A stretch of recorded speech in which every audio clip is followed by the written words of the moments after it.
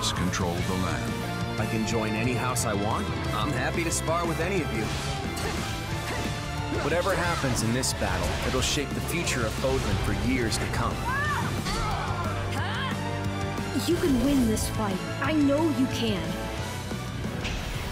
Welcome back to Retro Rebound. I look like a complete mess. I need a haircut, and I have been moving furniture all day, so I'm a little sweaty. So yeah, I'm a mess, but you know what's not a mess? Fire Emblem 3 Hopes. And we're going to talk about that in today's video. So welcome all to another Nintendo Switch review. This came out on June 24th. I spent the weekend playing it, putting some good time into it, and I'm excited to share my thoughts on this one. So if you're new here, you're into nostalgia content, but also the occasional new Nintendo Switch review, consider subscribing. First, as always, we like to do any type of complete in-box experience here because nowadays, this is what we call the modern complete in-box experience. Normally, I show you the manuals and stuff, but guess what? You pop it open, and now we get some nifty artwork here on the back. Nothing worse than when you pop open a fresh game and you see like the white background with the photosensitivity warnings and everything. It's like, no! So you pop it open, and you actually see a map of the game world. And then on the back, it says, 3 regions at war, 3 stories yet untold, 3 hopes for Bodland's future. Lead heroes from Fire Emblem 3 Houses game into epic battles. Prepare for battles, strengthen the bond between your allies to gain a tactical advantage, and command the chaos. Sharpen your strategies in the heat of battle against hundreds of opponents.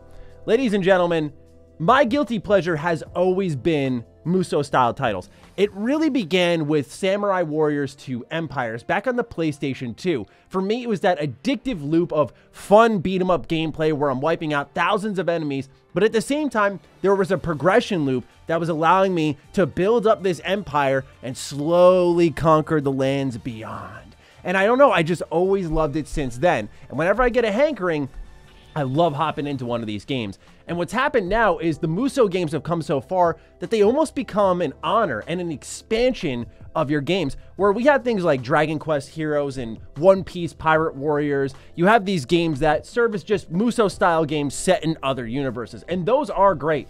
But then you get games like Persona 5 Strikers that has Omega Force, the developers of the Musou games, involved in that, and they managed to make this hybrid action turn-based game that expands Persona 5 story in a meaningful way. And then you get Hyrule Warriors Age of Calamity, which I haven't played that much. I'll explain why in a moment. But you get that game, and it expands the Breath of the Wild lore. My point being, these games matter more and more, and they're no longer just beat-em-ups. They are expansions of the properties that we love and care about, and it's become an honor to have Omega Force take your series and do something with it. So, did they hit the nail on the head? I think so. Why? Let's get into it, starting off with the story. So your main character's default name is Shez. They are a mercenary, and they get interwoven into the story in a much different way.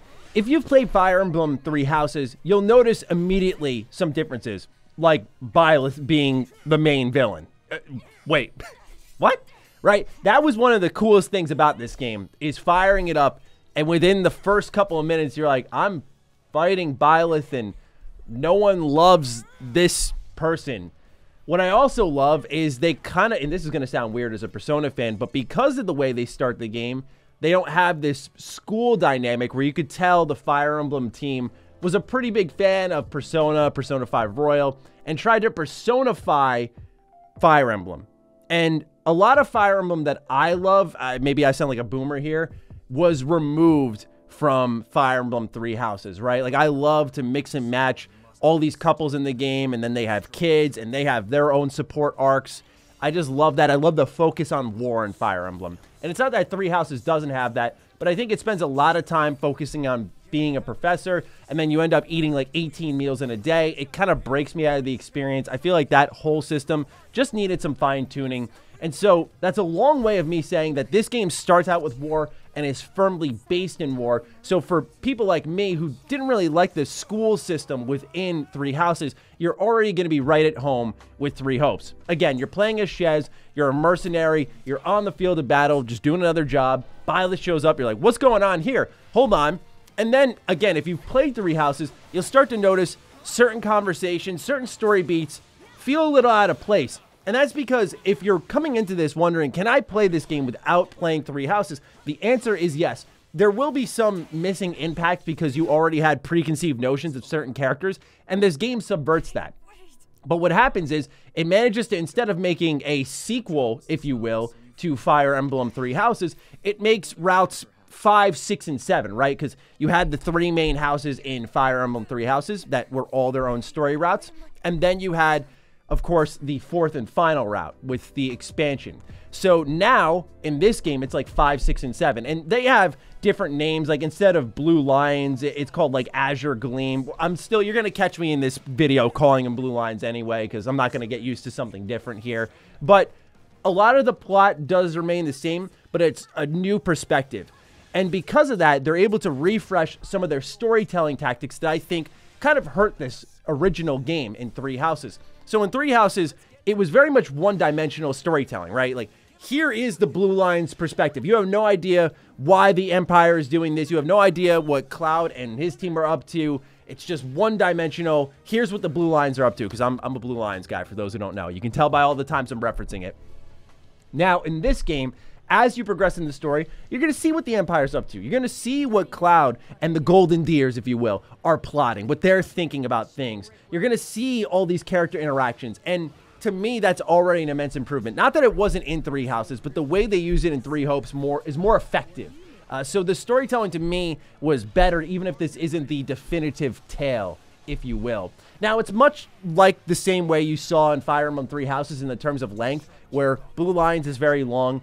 Now, Golden Deer is a little shorter, and Empire is the shortest, as it was in Three Houses. You're going to be able to run through all these stories 3 times, and a lot of the Fire Emblem Three Houses mechanics that you became familiar with and that you love are here. The difference is it's set in a camp. That's one thing that I really, really did like about this game is, as I said, it's firmly set in war, so you have this camp that your entire squadron's at, and you have the same kind of time spending thing, but the way you spend time, I just think makes more sense. So you can spend time, again, in the kitchen, eating food with your teammates. You can also spend it doing chores, and you can do these to mix and match your support cast and have them get closer to each other, because just like in any Fire Emblem game, you can team up on the battlefield. And so this support system is important, but what's great is all these support interactions and pretty much everything in the game is fully voiced, including your main character. So another thing that I thought would have fit Byleth in the vision of Three Houses was making him or her voiced. They didn't do that. It kind of felt weird where everyone else was so perfectly voiced and you had your one character like nodding his head or her head to everything. I just liked how in this game they recognized what I thought was a weakness just based off the focus of the design, and they went like, okay, let's voice this main character. And so I connected with Shez a little bit more because of that. And you'll start to realize over time that Shez is kind of similar to Byleth in some ways, like, you know, this spirit speaking to them in between missions. Who are you? Why are you connected to me? There are some similarities there, and it's fun to find out the reasoning behind everything occurring in this story, because again, it manages to subvert your expectations if you're a returning fan. But as I said, you're going to be going around this camp, spending time with your teammates. You're going to be, like I said, eating, doing chores. You can also train with them. This is one thing I really liked about this game is the way the class system is set up. It feels super flexible, where in Fire Emblem Three Houses, as it should, by the way, as a good RPG should, in my opinion personally, it starts to pigeonhole you as you go deeper and deeper down a certain pathway, and eventually it's hard to reverse course and go into another class. Now, in a Musou game, I don't think that things need to be so rigid, especially with how flashy and fun the combat is. So yes, in Three Hopes, what you can do is train a class while you're using another. So you could be a Myrmidon or a soldier, but training a Cavalier class in the meantime, and it's something that allows you to really experiment with different builds very quickly. The way you do that is you go to the training grounds, you can set up what class you want to have time to be trained with, you spend those time points to train said class, but then you could go into battle. Let's say that class is under-leveled. You're like, I want to get that to like level 6 before I really start using it in combat. You could still be your maxed out Mortal Savant class, I believe is what it's called. You can still use that while training another one. And the other great thing is, while you're running around the battlefield, you'll, as always in these Musou games, develop your favorites. And so you'll be using them a lot. They'll level up quicker than others. But what's great here is that you'll actually be able to go into the training grounds and spend money to level up characters that have fallen behind. This is especially great when you capture certain members of other houses on the battlefield, like Dorothea, Petra, so on and so forth. You bring them in to your home and you're like, I want to use you in battle right away. You pay, level them up, and it's great. It creates that kind of recurrent feedback loop that I loved about the old Empires games, where every resource you get on the battlefield is just finely tuned enough where you're not super rich and you could spend your money on more weapons. You could spend it on the blacksmith and start upgrading your weapons, making other people more powerful. But then you're going to chip away at other key resources that could be used to upgrade different facilities, like your tactics facilities, where you could unlock new warrior gauges and so on and so forth. So there's a lot of systems here and ways to expand what your characters can do. And I think it overall strengthens the product because it's already doing things that it did pretty well in Three Houses, but I think improving them. Now, one of the new things they introduced here, and it is kind of weird here. It is called expeditions. And so expeditions, the idea behind them is you go out and it's this game's version of the Tea Party, where you'd sit down and you talk with a character. This time, again, it's more voiced, which was cool to see. But what ends up happening is once you get all the answers right, you can just kind of awkwardly stare at this person. Clearly another step down the dating sim route, which Fire Emblem always kind of had, right? I loved shipping characters in Fire Emblem, but to me, it was amazing because you get all these crazy kids that I never thought were possible, and they'd have their own arcs that were well thought out, and war would evolve, and it would just feel really much like time was passing. It was just cool to me. And so I do miss that a little bit still to this day in these Fire Emblem games.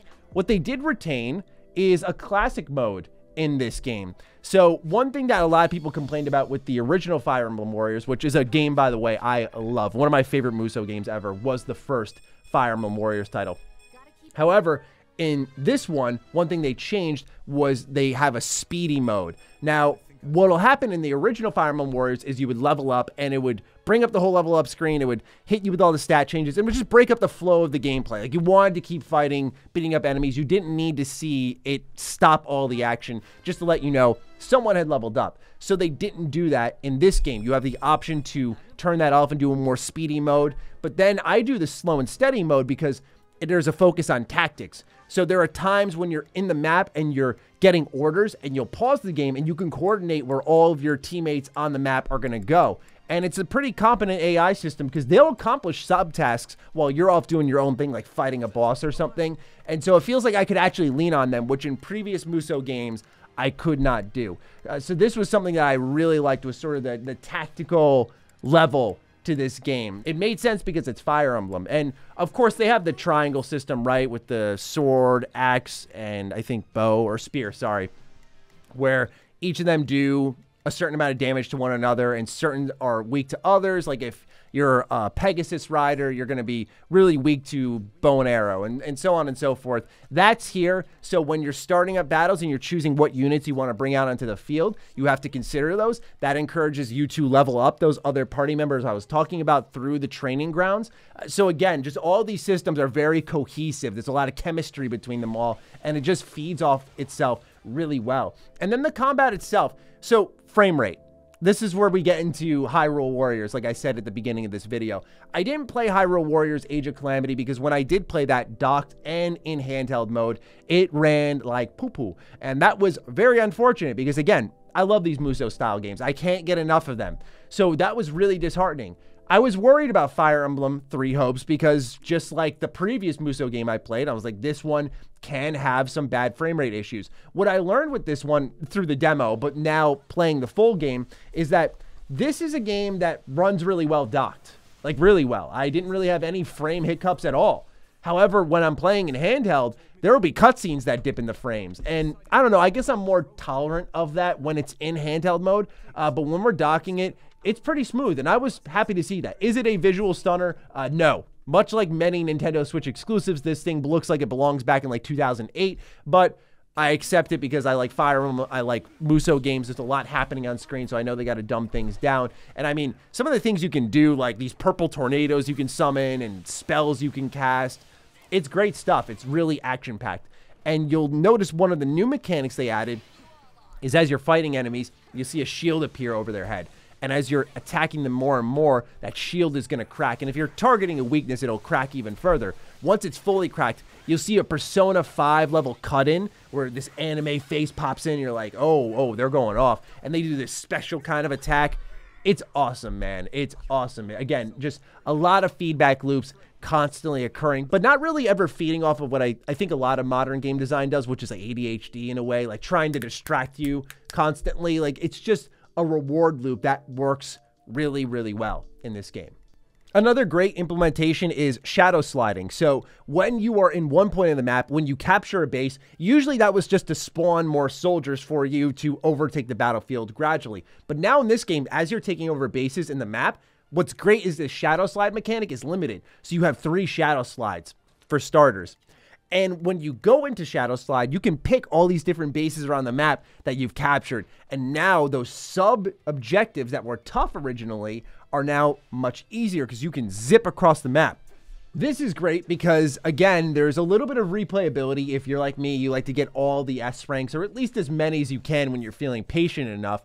And so having that shadow slide mechanic is like, okay, now I know I want to capture that base because that sub objective is going to appear over in the northwest side of the map, and I will just shadow slide up there and capture that objective. Meanwhile, in my order screen, I'll send Dedu and Dimitri over to the east, and they'll be ready for the next objective. And then, like in other Fire Emblem games, I'll switch. So yes, you can switch characters. You don't have to just play as one. You can team up with characters on the map. That's how you can increase your support level with them. And again, that'll unlock those support conversations. But also, you can switch to Dedu, you can switch to Dimitri, you can pick 4 units that are like your main units, and these units are the ones that you can swap between throughout the map. So that's why the order system is important, because there's a tactical level there of like, I need a spear user in the west right now, and when he gets there, I'm going to switch to him and wreak havoc.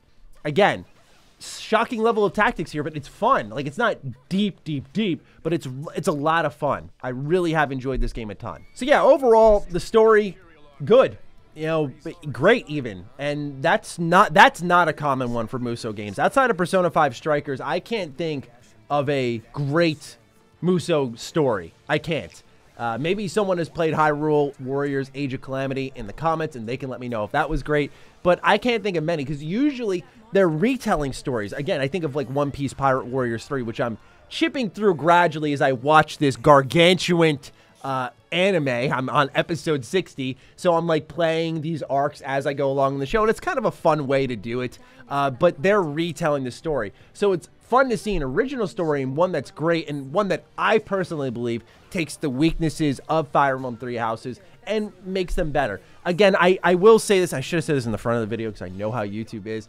I don't love Three Houses as much as I think the internet does. A lot of people love this game. For me, my favorite Fire Emblem game is Awakening. That was the first one that I really gelled with. I love a lot of Fire Emblem games. I enjoyed the Conquest games, even, for example, the Fates games. Sorry, not Conquest. So I love that style of Fire Emblem. I am kind of missing that a little bit, but I feel like this got a lot of things right.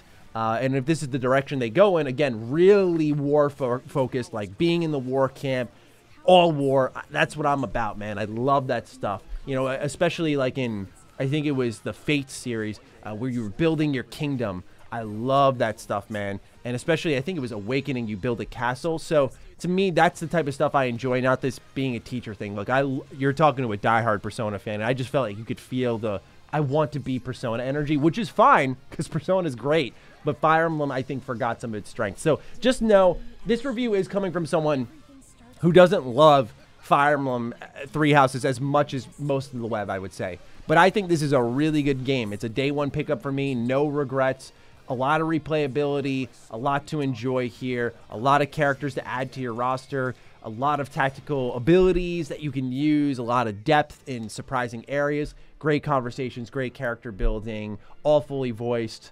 I like it a lot. So this is nice, especially coming off the back of the previous Nintendo Switch exclusive we reviewed, which was Mario Strikers, which, if you saw the title, you already know the review for that. I didn't think that was that great. So this was nice to see. A good rebound effort, if you will, although I know it wasn't designed to be that. So have you picked up Fire Emblem Three Houses, or Hopes? Fire Emblem 3 Hopes. Let me know in the comments down below. I'm looking forward to seeing your thoughts. Other than that, I can't wait to see what you have to say, and I'll catch you all in the next Retro Rebound. Peace out.